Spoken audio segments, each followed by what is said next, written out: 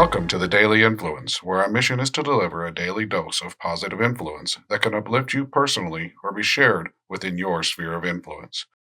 While not every episode may directly apply to your unique circumstances, we strive to provide insights and inspiration relevant to most people's daily, weekly, and monthly lives.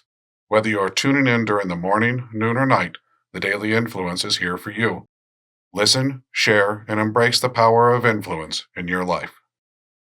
Hey everybody, Brian Smith here with the I and Team series and your Daily Influence. Today we are going to talk about some strategies for effective transition management, which to some may sound like change management, and to us, we like to call it at IA and within the I and Team series, improvement management. One of the biggest challenges we have in transition or change is getting humans to engage in that. And that's what we're going to talk about. But I will tell you, one of the first things we like to do is change the narrative to improvement. And whatever semantics you use, getting people on board requires very clear vision and very clear communication. Now, for us, we follow the SMART management model, which means that we are always specific, measurable, attainable, realistic, and timely. And so having a clear vision that follows SMART and being able to have smart communication means defining clear objectives, understanding of what it is we're doing, why we're doing it. The why matters. People will get involved in projects more when they understand why we're doing it.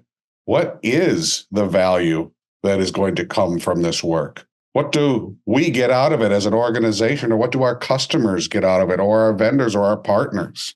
And if we're effectively and clearly communicating this through smart communication, if we're being specific, providing those measurements, challenging attainability and relativity, and understanding that it's timely now, then people will buy in, they will invest in the process. Also, identifying stakeholders. Who is most important here?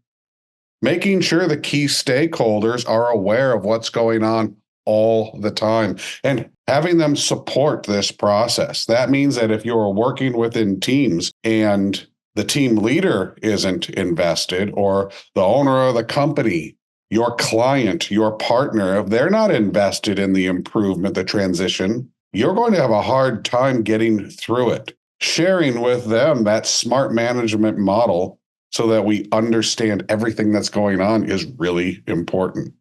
The leadership has to pull, not push, pull through the process. They need to be engaged in the process. They need to show not just that they're a stakeholder in the process itself, but that they are empowering, supporting the team to do what's needed to make these improvements. That change that we're driving towards is an improvement, and will reinforce it. Leadership will reinforce that, and they will pull through that. To be successful through this transition, make sure that we are always training. If we are changing, we are training. You can't have improvement without training for the improvement. Redeveloping policies and procedures, ensuring that there's continuous learning going on. If we are engaging in something that has outside influence, understanding that outside influence and how it relates to our skill development and our continuous learning. By the way, continuous learning is continuous improvement, making sure that we're reconciling these issues with what we're doing now and where we want to be later, and that we're not creating ripple effects that might have unintended consequences. Challenge yourself to think about those potential unintended consequences. And always make sure that you have proper resources allocated.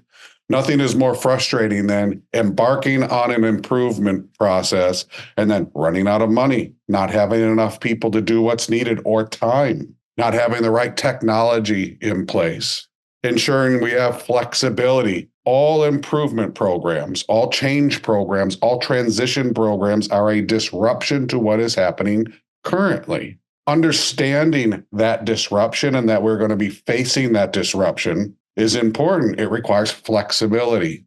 Having the team understand that they're going to have to be flexible, that there's going to be times of frustration, This is where the emotional intelligence comes in, working through that frustration, keeping ourselves evenly balanced, and working to the end result, which should be a positive result, improved result. And the best way to support that along the way is to have good performance metrics established up front and then monitor that, give that feedback, provide insights, and make adjustments if our measurements, if our metrics, if our KPIs, key performance indicators, aren't where they should be. Make sure that we're sharing that and communicating that in the most smart way possible. And there will be resistance. The first resistance is the disruption. Every disruption in what we do in our daily lives is resistance. It provides an opportunity for us to kick the can down the road, to procrastinate, to digress to something else. Some of the ways to overcome that is to slow down. It's the best way. Slow down and listen. Have situation awareness to what's going on around us. Have situation awareness and empathy to our team members who may be feeling more disruption, more emotional challenges, more procedural challenges than we may. And if we've done our job as leaders or as supporters of the leaders, we've pre-anticipated some of these things so that the ripple effect has been smoothed out. And reminding ourselves that our goal and our mission is improvement. And through these rough times, through this resistance and these challenges, is an end result that has value. We've all agreed early on that it has value. It's really important if you're going to embark on any kind of an effective transition program, an improvement program, that you remember these key points: clear vision, clear communication, stakeholder engagement, have leadership, understand the disruption, train and develop, make sure there's continuous improvement included in the program, proper resources all across the board, and monitoring and evaluation, metrics, measurement, and challenge yourselves to be smart through the entire process. I hope today's podcast has been a help for you. Those of you going through any kind of change management, improvement management, transition, follow these, incorporate these tactics, incorporate these strategies before you embark again. And I promise you that you will find improvement comes much more fluidly and will be more sustainable and viable for you and your organization in your area of influence in the future. I look forward to talking to you again soon. Have a great day.